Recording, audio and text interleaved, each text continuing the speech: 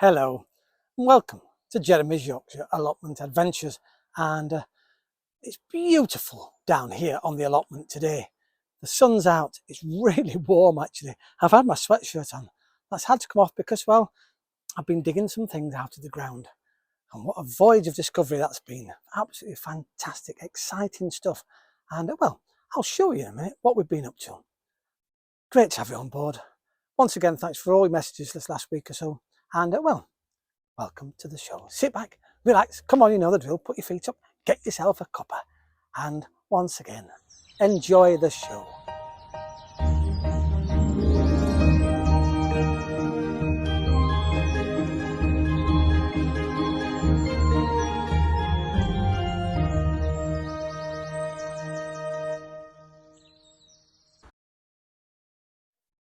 Well, I thought before we go across to what I've been up to, I thought I'd just take a few moments.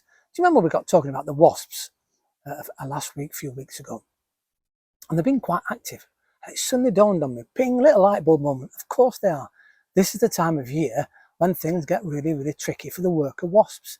In fact, not only tricky, but deadly, because the queens decide it's too cold for them. They don't like it, and they think winter's coming.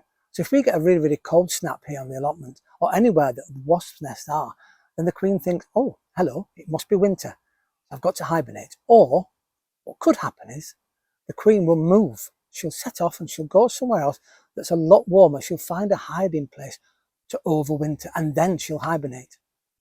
Even if she hibernates here with my wasps, the chances are her survival are not very good, because this really is an open space here, and she wants to find somewhere that's going to protect her through the winter months. Now, she's been fattening herself up, she potters off, and what happens? The worker wasps are left alone. There's no one producing the food, because obviously they collect all the pollen and all that sort of thing, take it back to the nest. That's then converted and they can have some of the food stuff to keep them going. Interesting, isn't it? So, maybe queen, gone to sleep, hibernating, disappeared altogether. What do the worker wasps do? Well, unfortunately, they become hungry, and then they become aggressive, and they're looking for food. They don't know what's going on. They're disorientated. Their normal life pattern has changed drastically. And so if we go past or we're nearby, that's why a lot of the times, if you've got fizzy drinks and stuff, the wasps will come for that, because they're trying to find a food source. And we just get in the way. And when we get in the way, they get a bit nasty and they start to sting and attack. And that's what happens at this time of year. So be really, really careful. If you've got wasps' nests around, or you know wasps around, and they're a bit more aggressive, that's why. They're just looking for food. They're really hungry. Unfortunately, 99.9% of those wasps, the worker wasps, won't survive over the next few weeks, months, because they haven't a food source themselves. And well, the queen, she potters off, hopefully, and goes into hibernation. So the nests will eventually, my nest, that's why I've not touched it now, will start to be disused. It will collapse on its own into my compost heap. All that beautiful work that they've done to create a spectacular hive just disappears like dust. But then again, that is, as they say, the circle of life. I just have to make sure I'm not around when the angry wasps come looking for food, because I don't want to be stung by them, as you saw last week, as I was ducking out of the way. A lot safer here. Well, things are happening on the allotment. Things are winding down. Now, between you and me, I've done a little experiment this year, and I've held back telling you all about it. I've tried to do a little bit of wild gardening, rewilding, to try and grow within the weeds and all those things.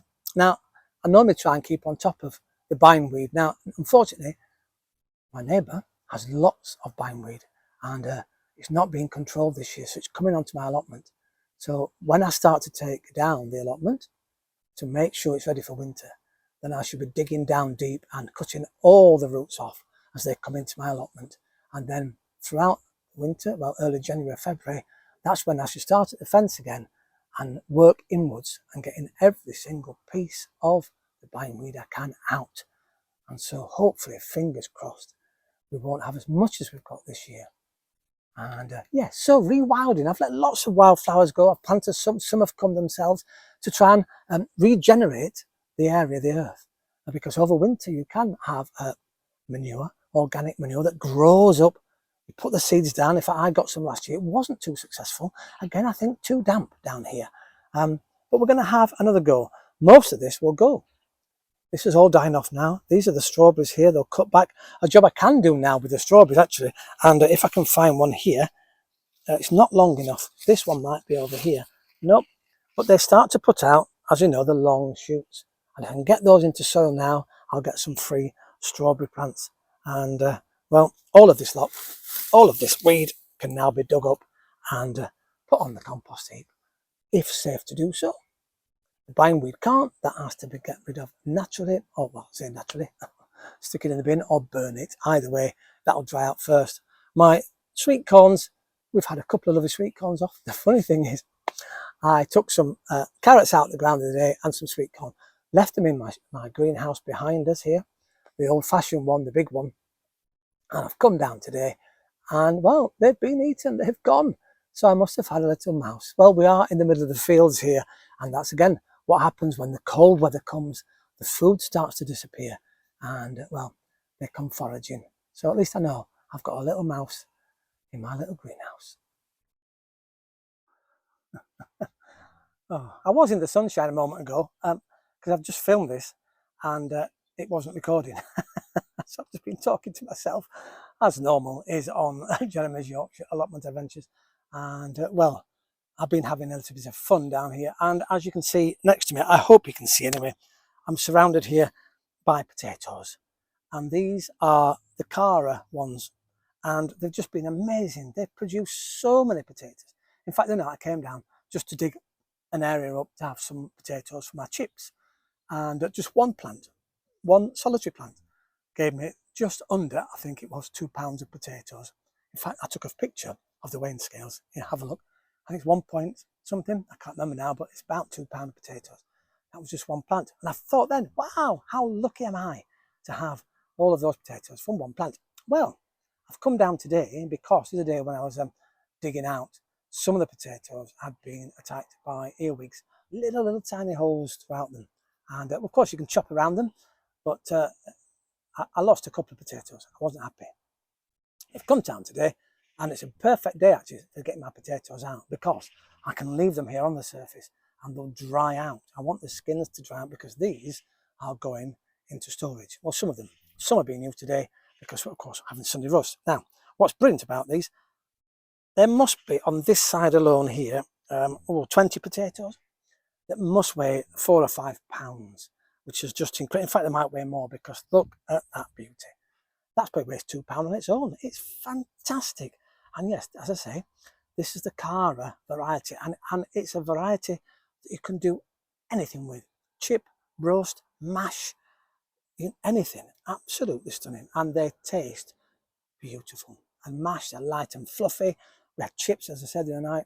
They were fluffy inside, crisp on the outside, and all I did was just blanch them in water for a little bit, dry them off, paint them, and I have a little brush, paint them with olive oil, and then I put them in the oven. And they were, and also we used them in the air fryer as well, so both oven and air fryer, and they came up absolutely beautifully. They crisp nicely on the outside, fluffy on the inside. That's what you want a good chip to be, isn't it?